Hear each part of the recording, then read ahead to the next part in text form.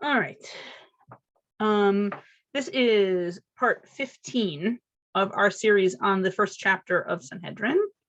And we are going to spend this evening on page 7b and page 8a of Sanhedrin. If you are watching this at some point in the future, please feel free to contact me at deborahclapper@gmail.com to request a copy of this PDF. But in the meantime, I will just share it with everybody and we can all see it here. We are continuing our discussion tonight that we started last week of proper behavior for judges and how that connects to various psukim in the Torah. So we begin with Bar Kapara. Darash Bar Kapara. Bar Kapara interpreted, meaning he was giving a drasha, and he asked, Mina hamilta de Amru Rabbanan, where did the rabbis get this idea from? Have mitunin bedin, be patient in judgment, which seems to mean like be careful, put in the time to get it right when you're being a judge. Dichtiv, as it says in the Torah, lo ta'aleh b'ma'alot, which is, we're going to see this pasuk several times. Let's see the whole pasuk, because at the face of it, it seems to have nothing to do with our topic here. So we're right after the 10 Commandments in Shmot, chapter 20, verse 22. And God, right after the 10 Commandments, gives some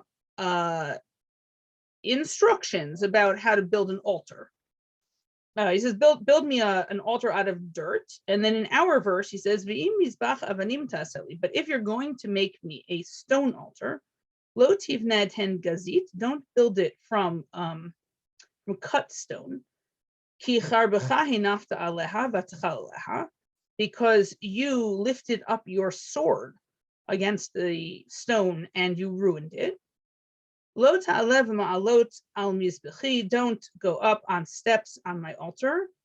Asher tigaleh ervatcha alav, which you will uncover your nakedness on the steps. So it sounds like in the shot of the pasuk, we're literally talking about Kohanim going up to an altar which is raised, a raised platform, and to get there they have to go up something. And if they go up steps, then they're going to be lifting their knees up high in the air, and part of their legs might get uncovered, and that might be inappropriate. So instead, we're going to have them go up a ramp, and then their feet won't be at significant different elevations from each other as they're walking up, and so their clothes won't get disarranged. That seems like the pshat. By the way, I apologize. It is in fact verse 23, not verse 22. That is my fault.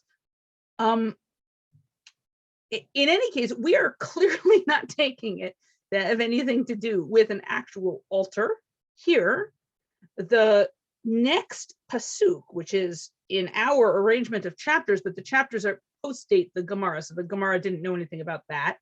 So the next pasuk is ve'ela hamishpatim asher tasim lifnehem, and these are the laws that you should put in front of them. We're going to spend a whole bunch of time tonight on that pasuk.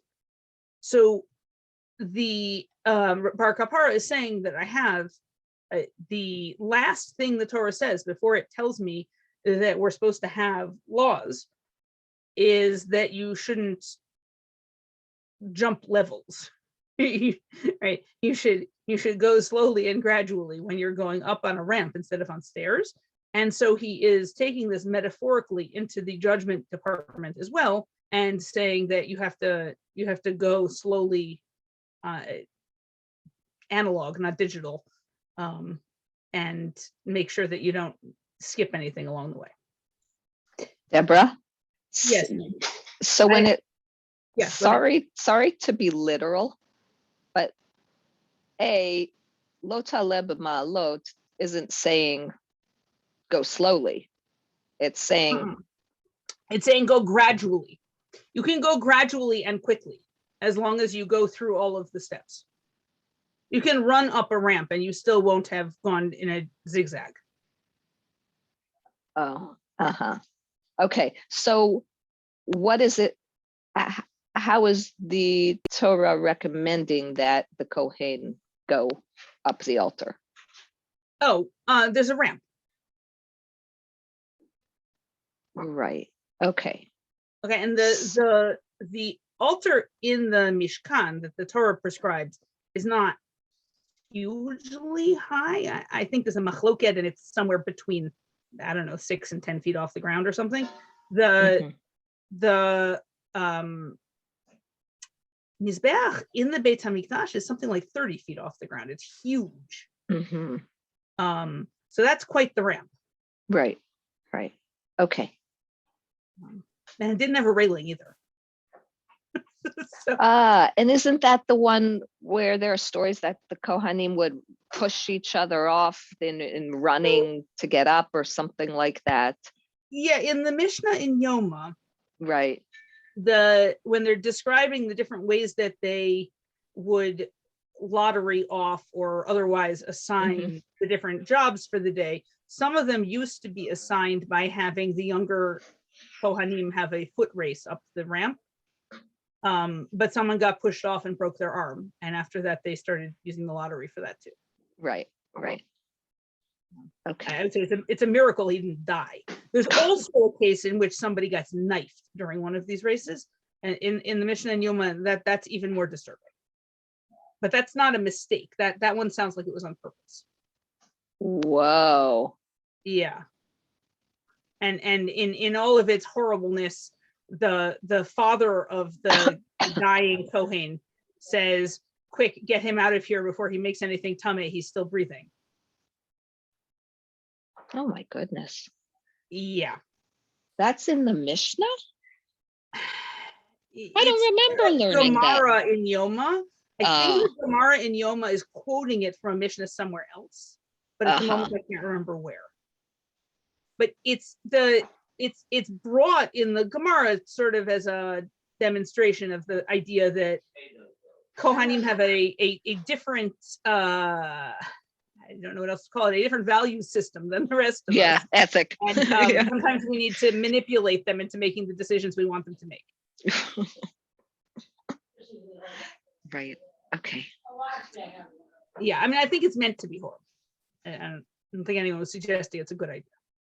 Okay. In any case, here though, we're using the stairs versus the ramp entirely as a metaphor for going like by itty bitty little pieces at a time instead of going up big jumps at a time. Okay, the second pasuk that So now we're at Rabbi Eliezer. I'm a Rabbi Eliezer. Minayin l'dayan shelo yifsa al roshei am kodesh. So Rabbi Eliezer says, how do I know that the judge shouldn't step on the heads of the audience? Now, that requires some commentary, because I would have thought it was obvious that nobody should step on other people's heads. But again, that's not meant to be literal.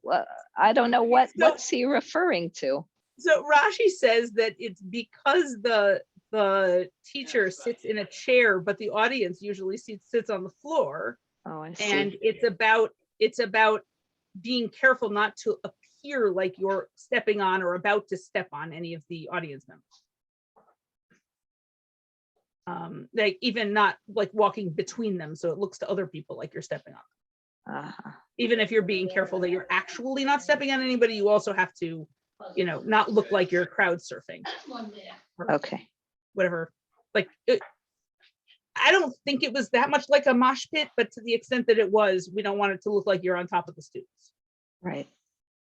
In any case, so he derives it from the same juxtaposition that Bar Kapara did the previous thing, from the fact that it says lo ta'aleh b'ma'alot, don't go up on steps, and then right after that it says these are the laws.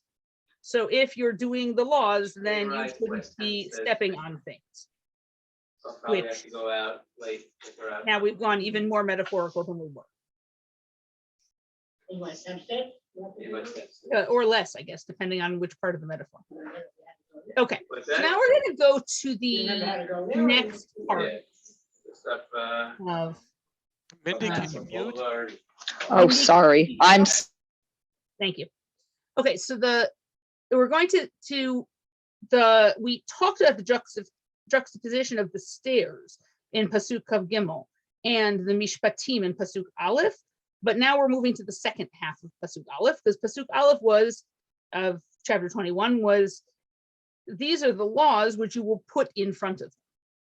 Okay, so the Gemara says Asher Tasim, Asher Tilamdeim Baile. It shouldn't say you'll put it in front of them. What are you putting in front of them? You should teach them. Like if you just like put a law book in front of a bunch of judges, that doesn't help any. But you'll put it in front of them really does sound like there's some kind of, like you're presenting them with an object of some kind. So Amar Rabbi Yirmiyah the Item Rabbi Chia bar Abba. Rabbi Yirmiyah said, or possibly it was Rabbi Chia bar Abba, Elu Klei Hadayanim. These are a judge's tools. So they don't say what the judge's tools are, but the Gemara then tells us a story about what Rav Huna would take with him into the courtroom. And it seems like the implication is that these are the tools they were talking about. So Rav Huna ki hava nafik l'dina. When Rav Huna would go to court, Amar Hachi, he would say like this, Afiku li mane chanutai, bring me my store's tools, makel uritzua v'shofra v'sandala. So bring me a rod and a strap and a shofar and a sandal. So the rod and the strap seem to be for beating people with, probably one of them for lashes that are rabbinic and one of the strap for lashes that are from the Torah. And the shofar is when you excommunicate somebody as a punishment, you blow a shofar as part of that ceremony. And the sandal is for chalitza. So in this week's Parsha, I think, we are about to read about Yehuda and Tamar, in which we have our first instance of Yibum, where a brother has to marry his brother's widow in order to have children for him. It doesn't work out so well. And possibly in response to that, the Torah later on prescribes that if man does not want to do Yibum, he doesn't have to send his sister-in-law off to, live forever in mourning in her parents' house. Instead, he can do something called chalitza, which involves she takes off his sandal, she spits at him, people yell insults at him. It's a very strange ceremony. But in order to do it, you need a sandal. So these are the objects that you might need in the process of judging cases. It's interesting that there are no books involved, right? Like he doesn't bring his class notes or his Sefer Torah or whatever. These are all for imposing punishments or actually doing acts of the court, as opposed to for decision-making tools. Even though Sefer Torah are used in court also, when we make people swear, we make them hold a Sefer Torah while doing so. So that could plausibly also have been included, but it doesn't look like it was. Maybe the assumption was that the Sefer Torah was already there if it was a court. It's possible that the court is meeting because they seem to meet in classrooms. It's possible that there's always already Sfarim, including a Sefer Torah, present. It's also conversely possible that a Sefer Torah then as now doesn't get taken out unless you know for sure you need it, and that if they needed it, they'd go get it, but they weren't going to take it out preemptively. Either one is possible, or both, depending on which courtroom you're in. I don't know. Okay, so now we're going to get into this pattern for most of the rest of the Gemara tonight, in which it will quote a pasuk, or usually a fragment of a pasuk, and then it will quote a rabbi saying something about that pasuk. And there's very little narrative structure around that. It just alternates between pasuk and comment. Okay, so then our first pasuk in that series is Devarim 1:16, where Moshe is describing himself appointing judges when he set up the legal system for Bnei Israel in the desert. And he says, I commanded your judges at that time. Rabbi Yochanan Kineged Makel Uritzua Tehezaritz. So Rabbi Yochanan says this is what he told them. He told them, be very careful, be zealous even, to use the rod and the strap. And I have to admit that this makes me very uncomfortable, particularly with Rashi's commentary says quite explicitly that the point of this is that Moshe is telling them that they have to make sure to, use the rod and the strap to inspire the fear of God. And I, on the one hand, it seems to me that hitting people almost never inspires them with proper philosophical beliefs. At least I'm not aware of a time when that's ever happened. And on the other hand, kind of the story of Bnei Yisrael in the desert is the story of that proving to be true, right? God does in fact keep killing people, and it does in fact keep not changing anyone's beliefs.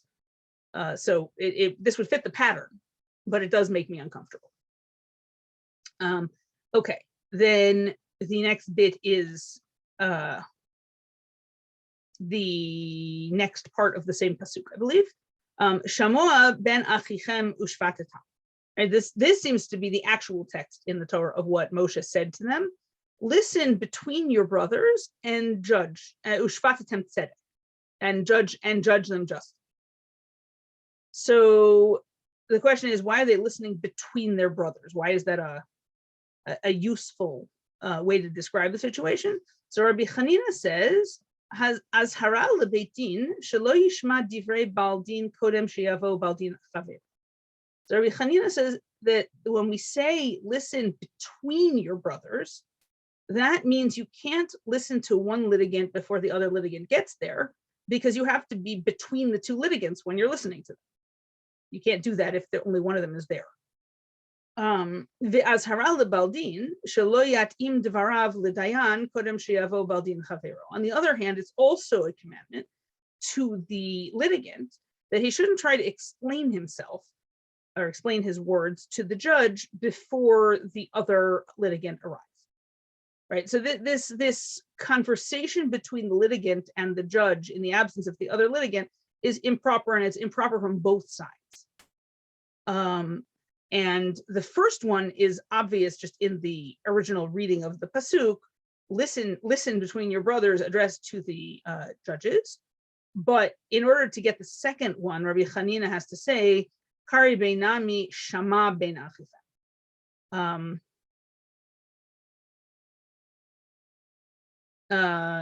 You can also read it as I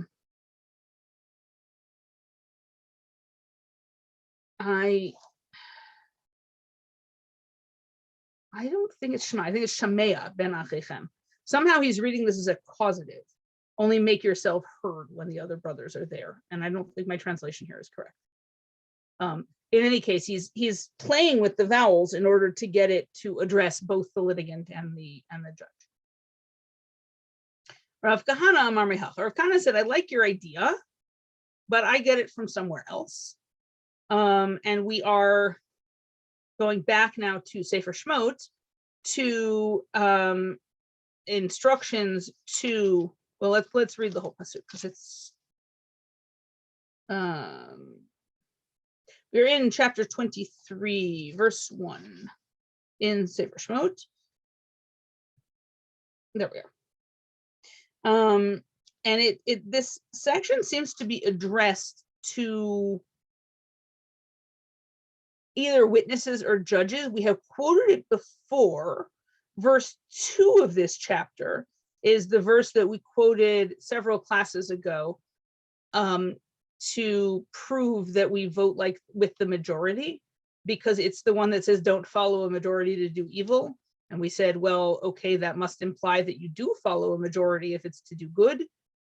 And we derived judges voting from pasuk 2. So we do seem to think that that part's about judges.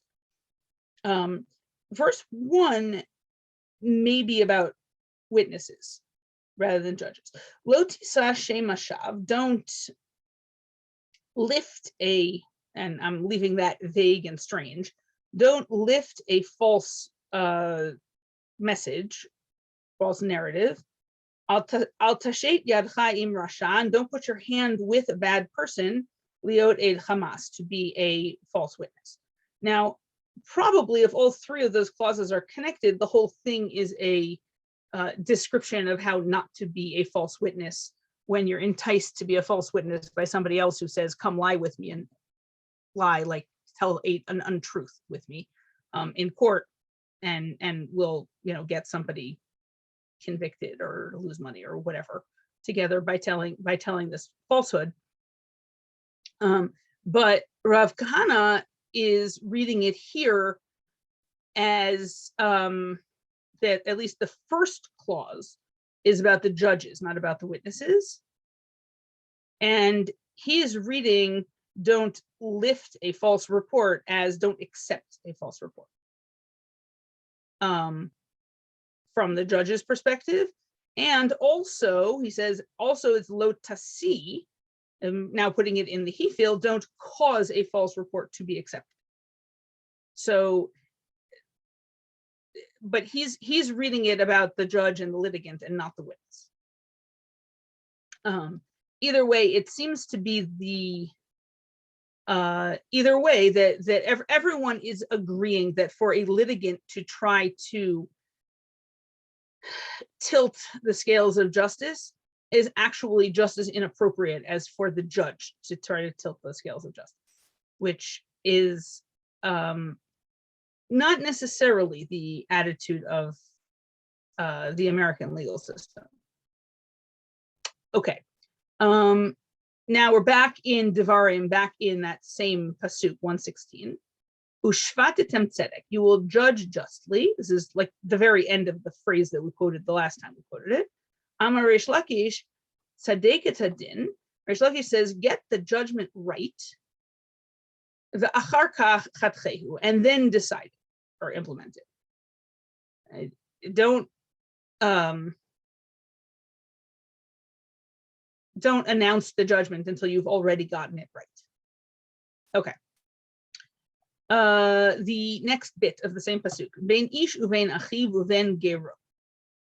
So this seems in the original context to be you're supposed to decide among these people, a man, his brother, his ger, which in the context of Sefer Devarim usually means somebody who's not Jewish who's living on your farm. But okay. That is not how we are reading it here. We seem to be reading it as being still from the Shoresh Gar, meaning to reside or to live. But we seem to be reading it as his residence, his place of his, or possibly his furniture, but not a human. So Amar Rav Yehuda afilu bein bayit la'aliyah. Rav Yehuda says even between a bayit and an aliyah. Now I translated this as a house and an upstairs apartment. It looks to me like in the Mishnah and the Gemara, the bayit is the first story of the building and the aliyah is the upstairs. I think this is all inside and I think it's all living space. So I didn't want to translate it as the roof or the attic or whatever things that sometimes gets translated, because the aliyah does seem to be an interior living, intentional living space. But apparently you can only, it's something that's only called a bayit if it's on the first floor in the Gemara. In any case, the idea here seems to be that you have a family in which a member has died, leaving behind property, and you're dividing the property between the heirs. And the concern is that you'll just say, okay, well, there are two sons and there are two apartments. Each of you should live in one of them. And you won't, examine it carefully and make sure that everybody gets equal value. And Rav Yehuda is saying, no, you need to you need to notice the difference between a first floor apartment and a second floor apartment, and you need to get them appraised, and then you need to, if it turns out one is significantly more valuable than the other, then that needs to be taken out of the other property that's being redistributed, so that in the end everybody gets an equal value. Okay.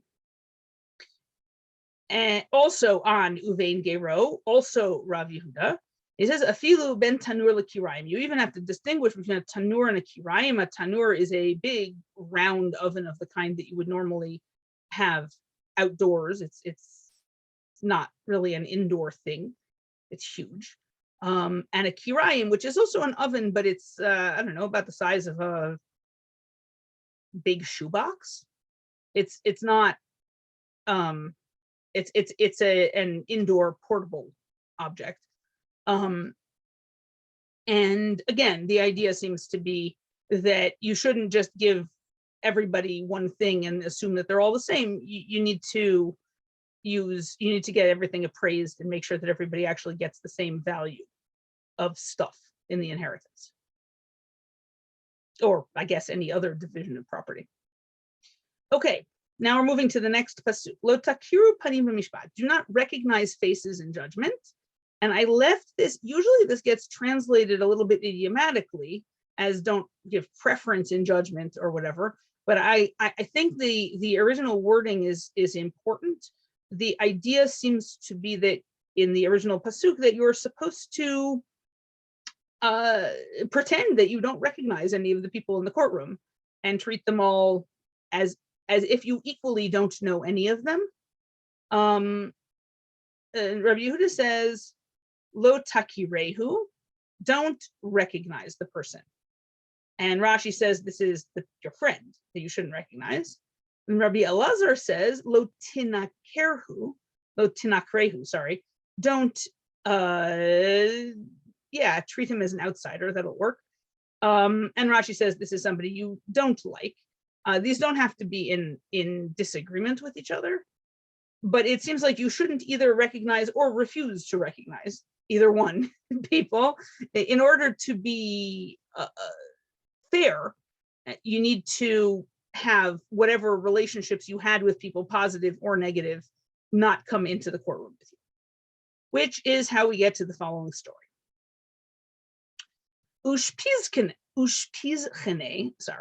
de Rav atala kamei ladina. So Rav once had his host, or maybe his landlord, but probably it's a host because it seems to be somebody who thinks Rav owes him gratitude for doing something particularly generous. So let's go with host. Rav's host came before him for judgment. Amar le, lav ushpizchaniat. So he said, the host says to Rav, "Hey, aren't you my guest?" Amar lo in. So Rav says, "Yeah." Amar le dinaidli. So he says, I have a case. I need you to judge.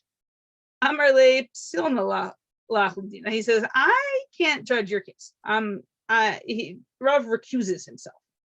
Now, whether he recuses himself because he knows the guy, or he recuses himself because the guy seems to be trying to establish their relationship as part of the court case, is not 100% clear to me.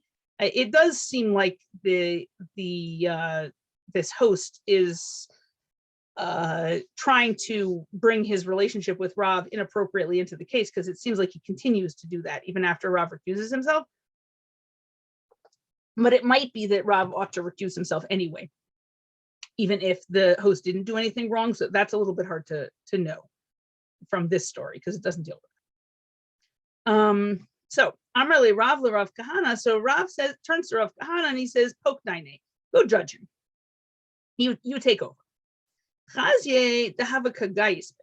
So Rav Kahana saw that the guy was still acting arrogant toward him.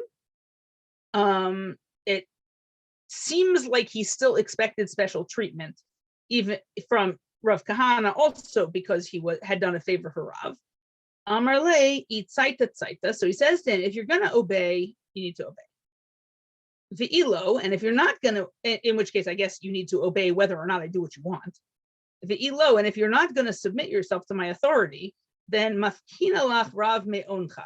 I'm going to pull Rav out of your ear, which seems, Rashi claims, to be an idiom that means Rav's not going to help you, and that's, I'm telling you so. It seems like it was somewhat pithier before I tried to explain it. But Is the assumption, though, that if the judgment didn't go his way, he was going to go appeal to Rav? I don't know. Why? Or possibly throw Rav out of his guest house? Like, I don't know. It's not clear to me whether he's appealing to Rav for gratitude or whether he's threatening Rav. But either way, Rav Kahana basically says, you know, you're a subordinate in this courtroom and you need to subordinate yourself and show that you're going to do whatever we tell you to do. Okay. Which seems like the right thing to, like, people shouldn't walk into a courtroom expecting the judge to treat them differently than other people. That's a bad arrangement. Okay, and now we continue along in that same pasuk, Devarim 117. Kakaton kagadol tishmeun. Listen to the small and the big alike. So Amar Reish Lakish sheyehi chaviv alecha din pruta kedin me'amad.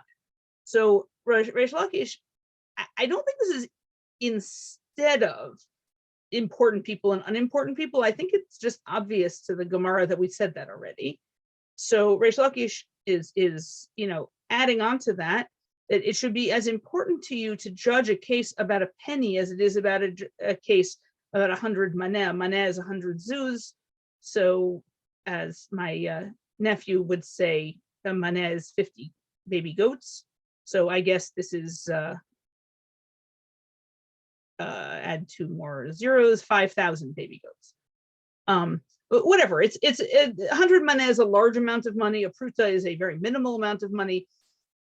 And Reish Lakish says that you should be as willing, as enthusiastic, as excited to judge a case of basically about nothing as a case that's about a lot of money.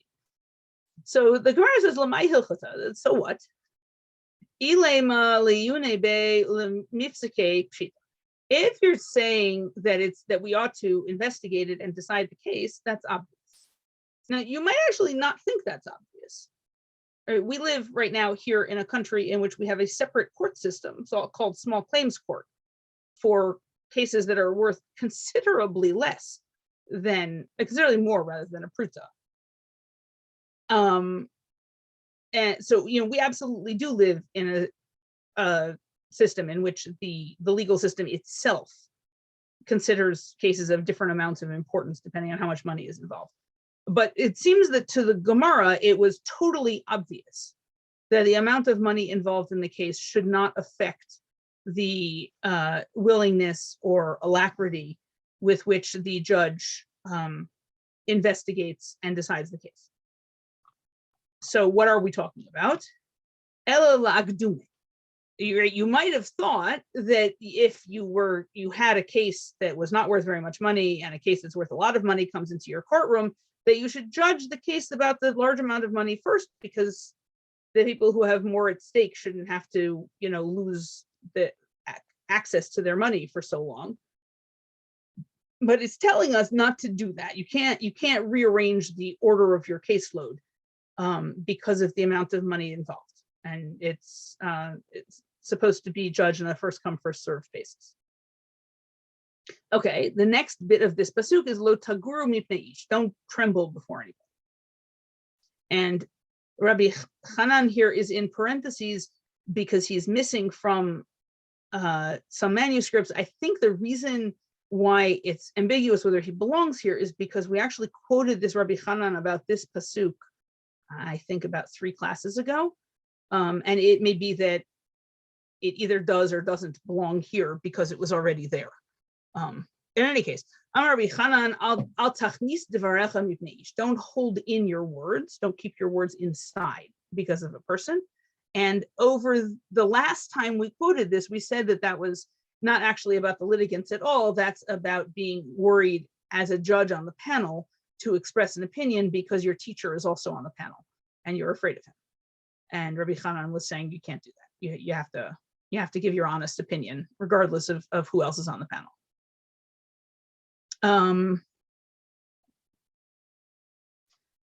And then the last bit, because judgment is God's.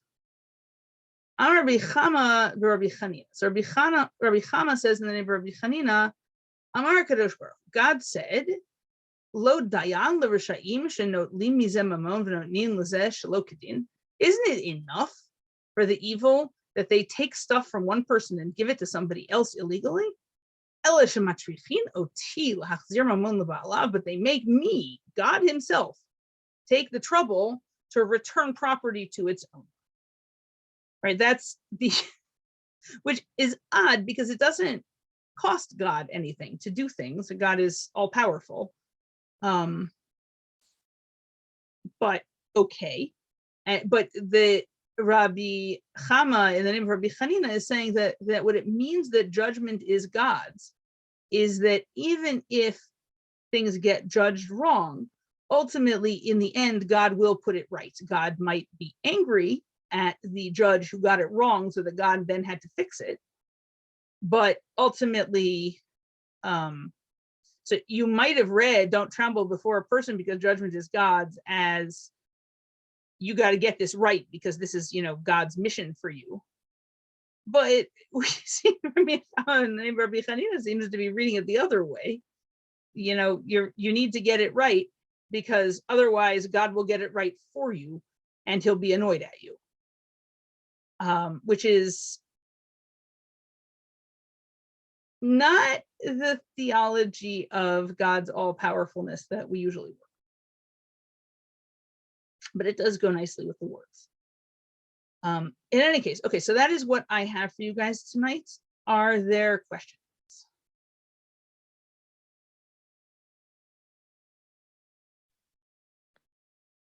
I have just a little observation. Mm-hmm. That's a side about the steps. Mm-hmm. I used to wonder why they were worried about people,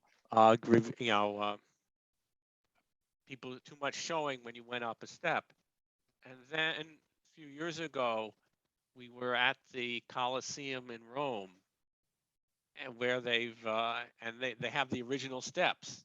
And you would think, since people were on the average shorter then, that these would be small steps, but they weren't. They were large steps.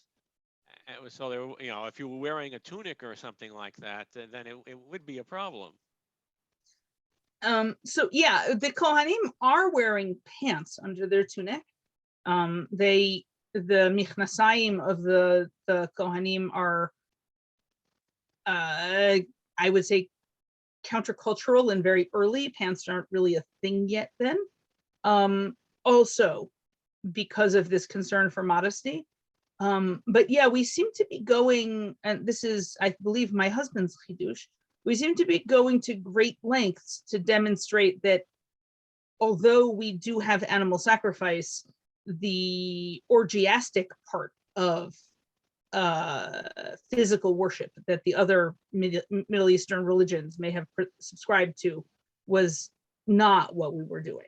And we go out of our way to wear actually quite a bit more clothes than was normal.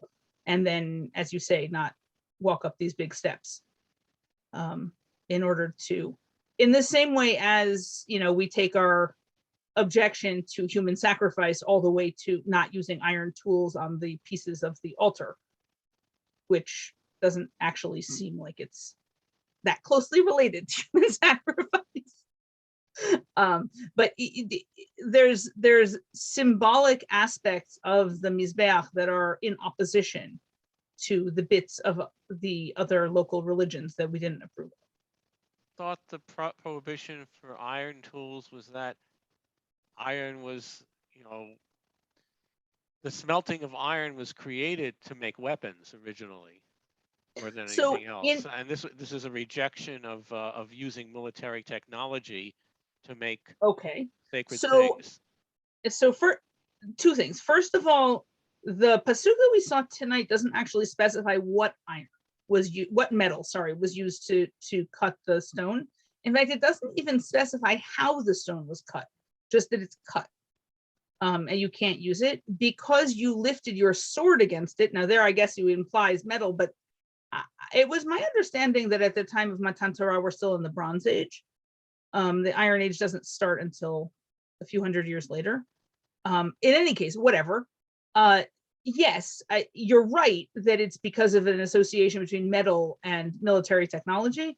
But I would argue that the reason we don't want the military in the temple is because we want as sharp a distinction as is at all possible between the killing of people and the killing of animals. And the killing of animals is something that you do to worship God, and the killing of people is very definitely not. In the same way as there's a place for nakedness too, just not in the temple.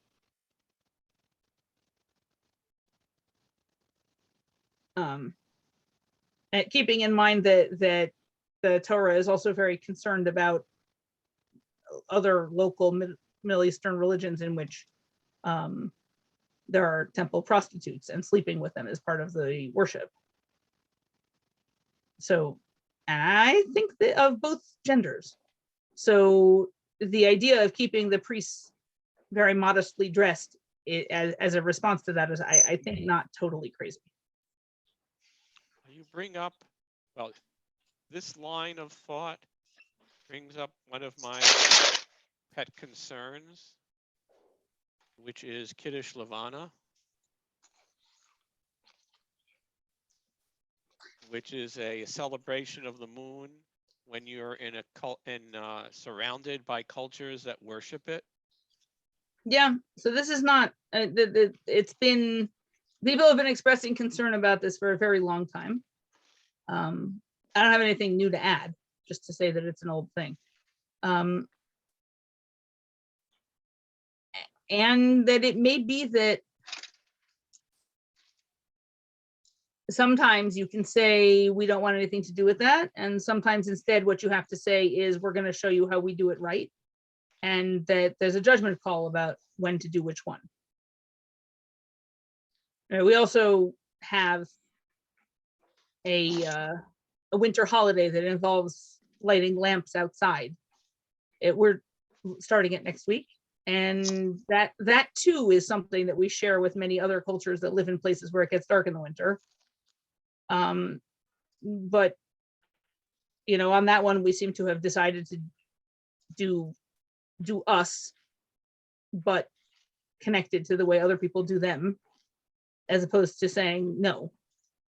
I think that the violence and orgies are really the only two things that we really lay down the law about. Almost everything else we just do our own version.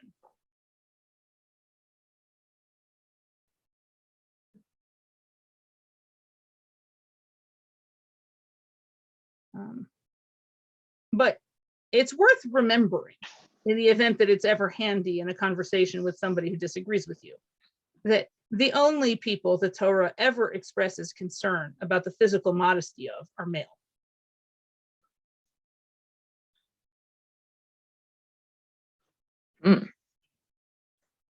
That's an interesting observation. Keep that in mind. And they're men wearing skirts and pants. Right? So, none of the categories that we use now make any sense in that context. Huh. Well, wearing pants under skirts sounds like Maimonides.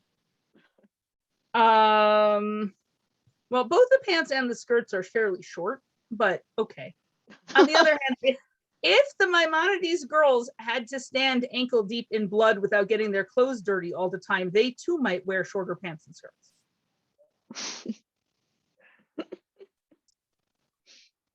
And this clothes was white, and it was forbidden to launder it. If it got dirty, you had to just throw it out. I don't know how any of that system worked. I have to say. That's why we're learning Sanhedrin. I don't understand anything in Kudshi. And there's a You know, it was before the general availability of cotton, so it was either linen or wool. Right. It's all made out of linen and wool. Although there was a recent archaeological article about how they found early clothing made out of a fiber made from trees called bast. Okay, cool. Or maybe Harvey, you're muted. never mind. Okay. But the uniforms of the Kohanim are laid out in considerable detail in the Torah, and I think it says what cloth everything has to be made of. Yeah. In fact, I think it's one of the places where they say that in the things that were prohibited outside the temple were permitted in the temple sometimes, because Well, because some of the clothing has linen, some has wool. I think the belt even has both at the same time. Yeah, and There's one garment that has both, and the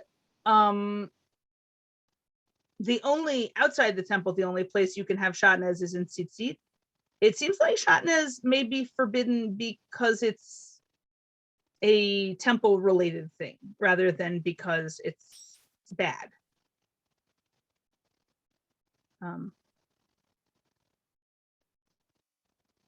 But since God didn't explain why shatnez is forbidden, I'm not going to pretend that I understand.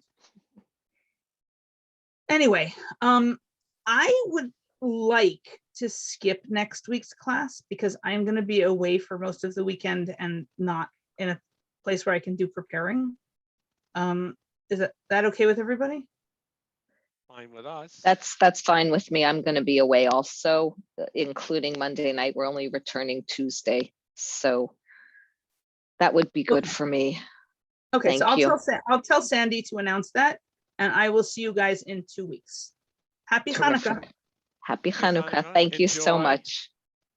What, Harvey? Enjoy. Oh, you too. Thank you, Mindy. Okay. Good night. I saw Hadassah had a recipe for green latkes. Okay. Broccoli. It sounds Wow. delicious, but we'll see if I have time. Good night. Good night.